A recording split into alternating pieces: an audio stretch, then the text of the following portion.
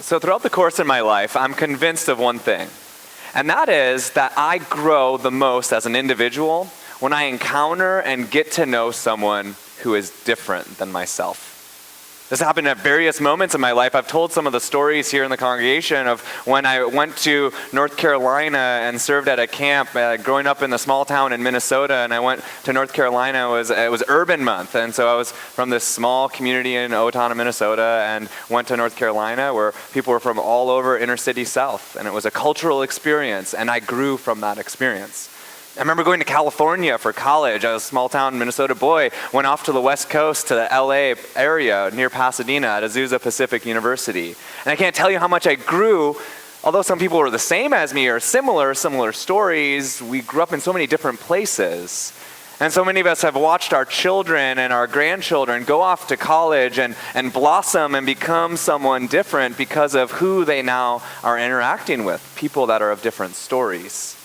Some of us have grown up in Hawaii our whole lives and know that people come from all over the world, whether it's the Tongan or Samoan or Micronesian, whether it's going back further in our heritage of Filipino, or whether it's going back even further to Chinese or Japanese. Being around people who are different from us helps us grow. I remember when I went to Japan after college, I had gone to Japan to teach English, and I was in a small little town outside of this small little prefecture called Tochigi Prefecture, and it's near Utsunomiya City, about an hour and a half north of Tokyo. And I was in a small town, Japan, right, 60,000 people, so for me it was still a city. But I was in a small town, and I would bike to school, and I would bike a mile and a half through the city, and then a mile and a half through rice fields. And so there I was in the middle of the rice fields, and I was teaching in a Japanese junior high school. And I was Brian Sensei. So some of you who saw me last night know that I had my Mikoshi outfit that we were wearing, the happy outfit where you carry the Mikoshi through the town and then parade festival for Japanese. But I grew so much from my understanding of who I was. Japan is very similar in so many regards, but it was also very different. I kept telling people who had lived in the United States or were in the United States, or asking me how my experience was. It's like everything's the same except backwards at some level. Those of you who have lived in Japan know a little bit of what I'm talking about. I mean, you're on the wrong side of the street when you're driving. You're also, the way that people go about doing things is just very different. I remember my teacher, I was supporting two Japanese, native English teachers, and I was supporting them as an assistant English teacher, kind of supplementing them, kind of like their tape recording, repeat after Brian Sensei. But Koguchi Sensei was this amazing woman. She was just so generous and so hospitable. The things I learned from him, she was, short, middle-aged Japanese woman. She would show up every morning. I would have my green tea was right there, ready. And if I needed a refill, she'd give me a refill. Brian Sensei, do you need some coffee? You're looking kind of tired.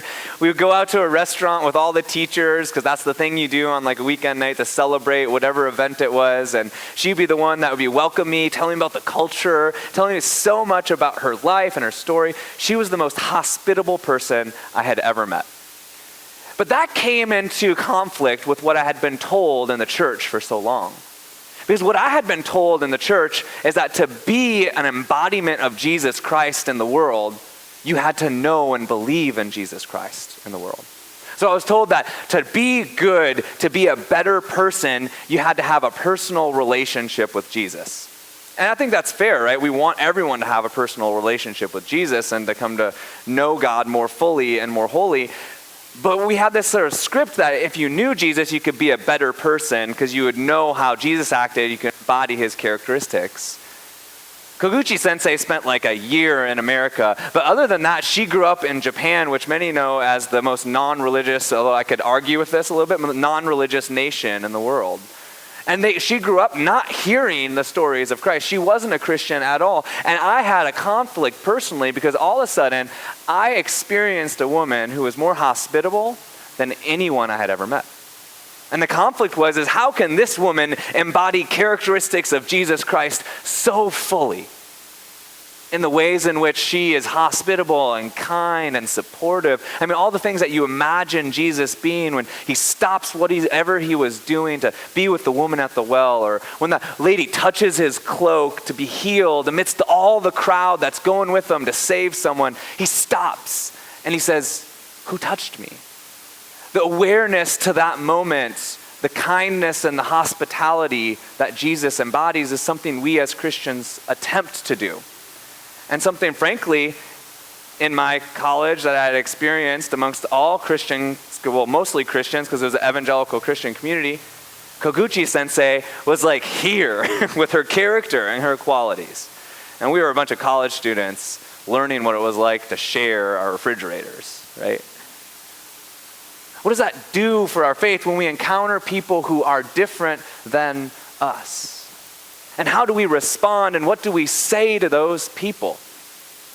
See, this is what the Apostle Paul had been exploring and figuring out throughout his ministry.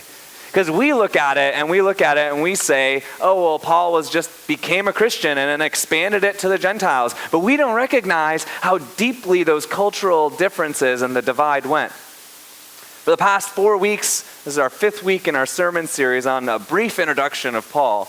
We've been talking about what does it look like for Paul to work out his own faith amidst these cultural differences. And the Apostle Paul began his story as he was a Pharisaic Jew persecuting Christians. And by persecuting Christians, one might argue he was a Pharisaic Jew that was holding the Jewish Christians, because all of the Christians at the time were Jewish, accountable for their actions, which was to say that the Messiah had come, and in fact that they did not believe Jesus was the Messiah. So he was holding these Christian Jews accountable for false teaching, and the accountability for that was not very light, so it had some measures of stoning and other things like that are built into the Pharisaic law. And we look at it and we just see the persecution, but Paul was following what he believed to be right. And then all of a sudden, when he was walking on that road to Damascus, he was going this way, and then Jesus showed up to him and transformed him and changed him. And then from that moment on, he realized that while he was acting right, he was an enemy of God. And as an enemy of God, he worked out a theology that said that while we were weak, while we were enemies, while we were sinners, we did not inherit or merit anything outside of the gift of God coming to us. That while we were weak, while we were enemies, Christ came to us, transforms us, reconciles us, and nothing can separate us from the love of God. Nothing can separate us from the love of God. That's what he says. While you were weak, nothing can separate you. And then he works out, what does that mean? Because he had grown up believing all of his life that you had to vote a certain way, act a certain way, eat a certain way. And so when he became a Christian, that certain way was still important to him. Because it was the way he had grown up, what he had known. But God called him off into a distant land. I don't know if you've ever seen a map of where Jerusalem is and where Rome is, or Galatia or Ephesus. And you remember that they're walking thousands of miles. And that is a long ways away from home. Experiencing people who didn't grow up with the Jewish culture, because he was ministering to the Gentiles. And the whole word Gentile means non-Jew. So it's pretty self-explanatory that he was ministering to people who were very different than him. And that was creating conflicts in his churches. Because in his churches, people were saying, well, you still got to do these things because you still got to eat a certain way. You still got to observe the Sabbath. You still got to do these things because they're important. It's the way God made us. This is how we have to live. And these Gentile people that believed this message from Paul that while they were enemies, nothing could separate them, say, well, Paul, you say while we were enemies, so why do I have to follow the law of the Jews? And it would have been easy for Paul just to disregard one group or the other. But over and over again, you want to know what Paul says? That we are one body of Christ. He uses this analogy from Ephesians and talks about building the walls. And he says that both perspectives, both cultural experiences build the wall.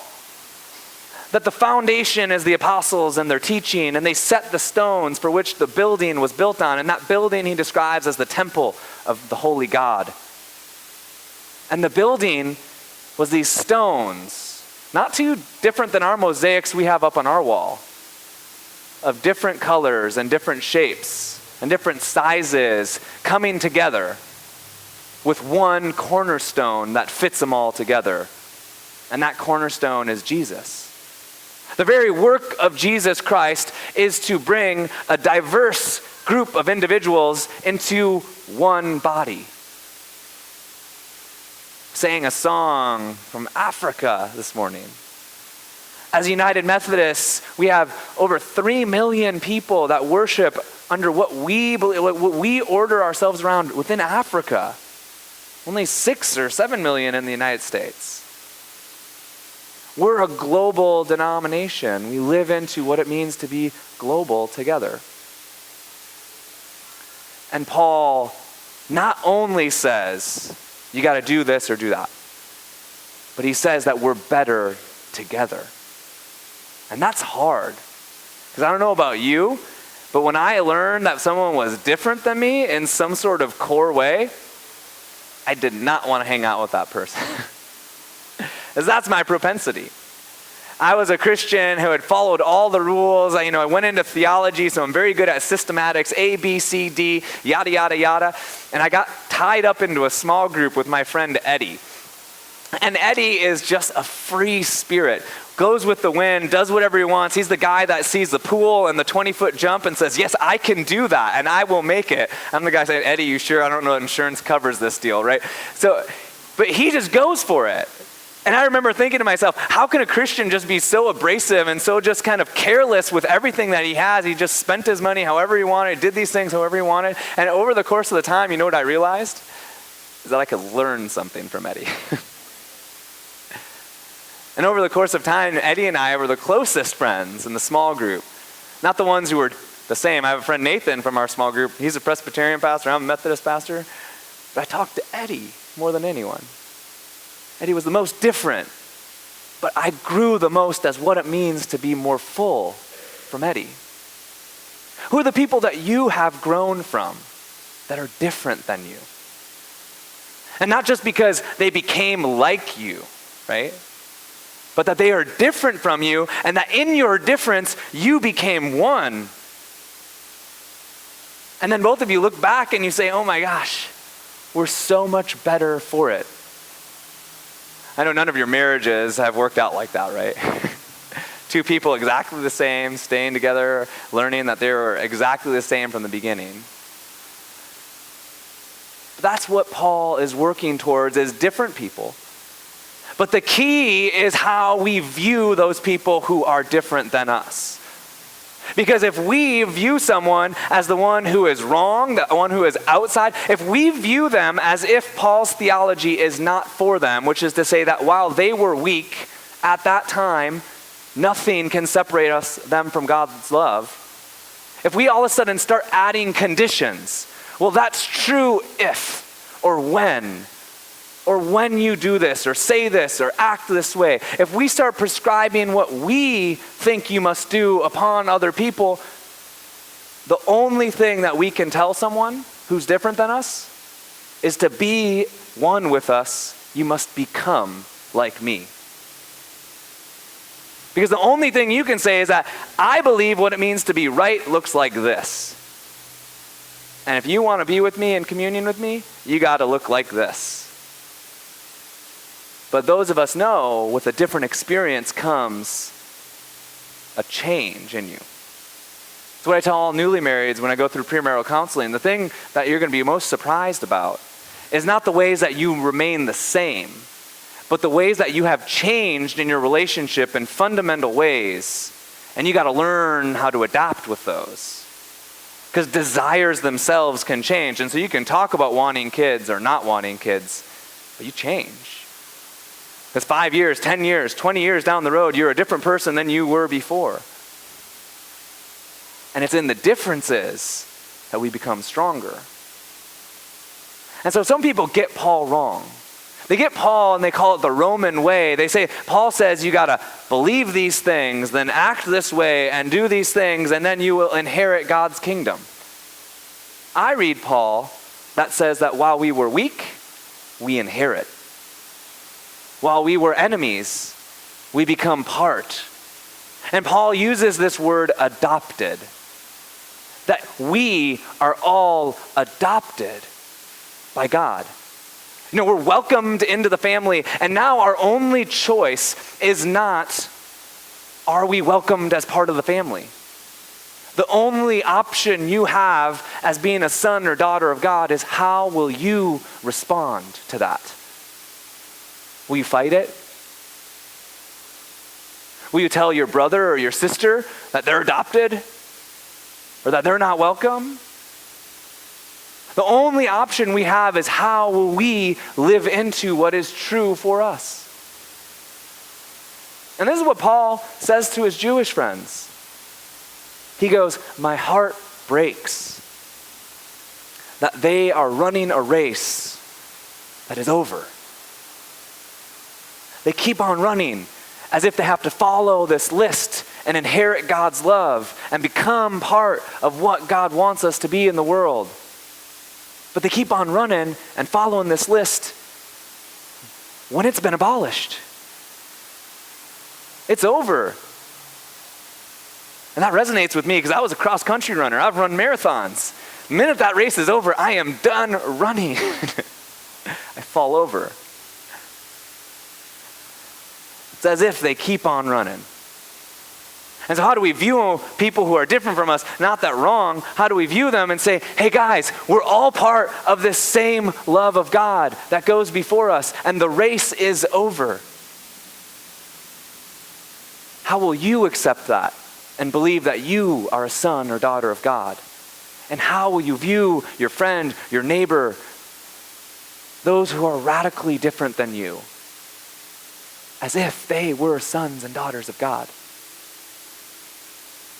Because that's how we move forward. That's how we build this house and we find the beautiful mosaic up on our walls. That's how we embody the temple of God, when the diversity of God's kingdom is part of this grand building that holds the majesty of God in all of God's unique ways. Let's build that sort of temple. Amen.